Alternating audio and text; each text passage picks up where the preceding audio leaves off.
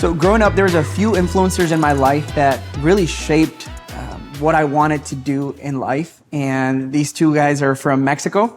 One of them is Marcos Witt. He actually is, his parents were missionaries, and he's American, but I think he's more Mexican than American because he grew up there, and all his music is in Spanish. He's a worship pastor. He was a pastor and wrote a lot of songs that inspired me to want to be in worship. And the other guy was Jesus Romero, and it's probably someone that you would recognize from Mexico, and someone also who inspired me to be a worship pastor. Who are some influencers in your life that from Latin America that have inspired you guys or shaped who you are? I know Jesus Adrian Romero, and I also love the music. And Marcela Gándara. Marcela Gándara. Yeah, Marcela Gándara is just like a replay for me. Yeah. Do you know Marcela Gándara? Yes. Really? Yeah. It's awesome. Yeah, she has come to Willow Español. Oh yeah, she has come to Willow Español. Marcos Witt has come to Willow Español. I think for me, right now in my walking of faith, and this influencer for me is my pastor. Mm-hmm. My pastor. A couple of 8 months ago, I had a conversation with him. I'm like, Pastor, I want you to be my mentor. Mm-hmm. And he's like, yeah. So now it's me walking with him walking with me, and just correcting me sometimes, telling me things. And he has changed a little bit of the culture in Willow Español and Willow, how we now working as one church. For me, her name is Isadora Pompeo. So she is a young, worship leader, pastor. I think we're almost fairly the same age, but she was the first, I think, woman worship pastor that I saw myself in a way. She's very fun, and working with youth, you have to jump around and just be crazy sometimes, and that's just who she is. Not only around youth, but when she leads adults as well.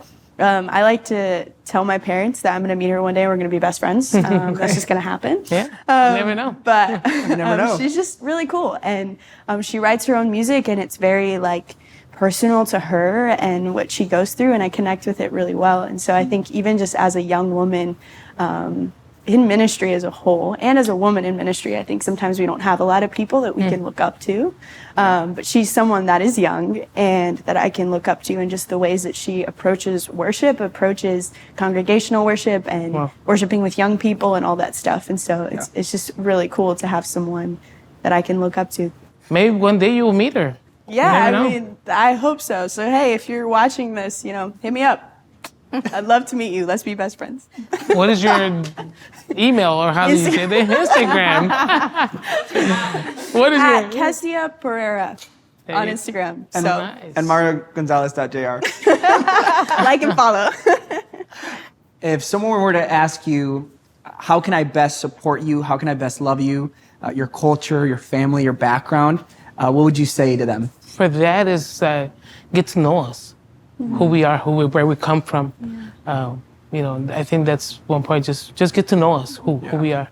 Yeah. Beyond the surface level, beyond what you see. Then just get to know who we are and what we like, and we'll be cool people. We're bunch cool of Mexicans. I have to say that I felt very loved when I came. We came with nothing, and all of a sudden we have a TV, a dresser. Just meeting tangible needs that people have. Yeah, showing love to you, caring for you. That's how you, I feel very loved. Yeah.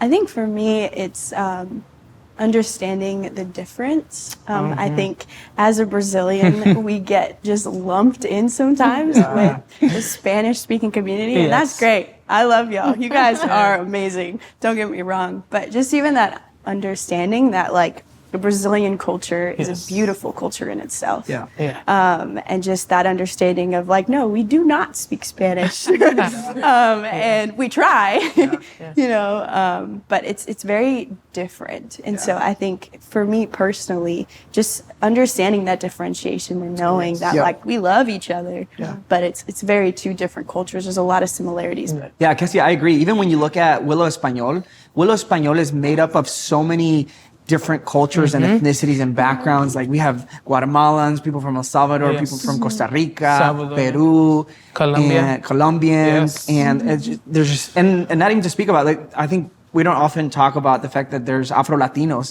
that that are in our midst and that represent Hispanic Heritage Month.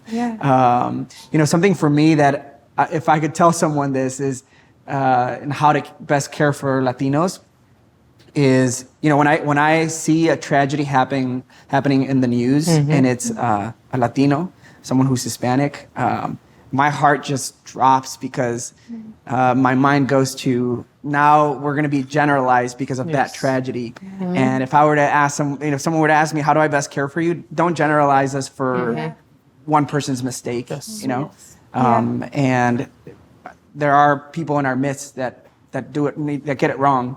But then there's so many people in our midst that are just here in the United States wanting to make a better living, that they're wanting here to set a better future for their kids and just hardworking, loving people, right?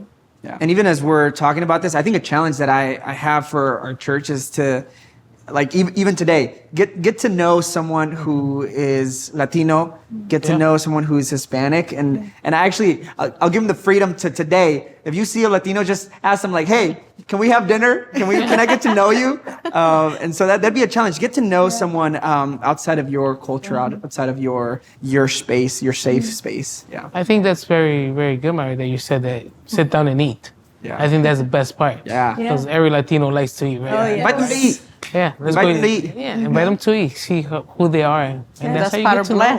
I think that's how I think Jesus did it. He said, "Hey, let's have some hummus. How about that? Let's have some hummus, man." But I think it's something that where the table is just where we can sit down and get to know each other. Yeah, it's crazy what a table represents. Oh, right? yeah. Like a dinner table represents, and I think for everyone to some extent, right? The table represents so many good conversations, connection, fellowship. It connects, and so get somebody who's Latino and get them to a table and let's do some fellowship.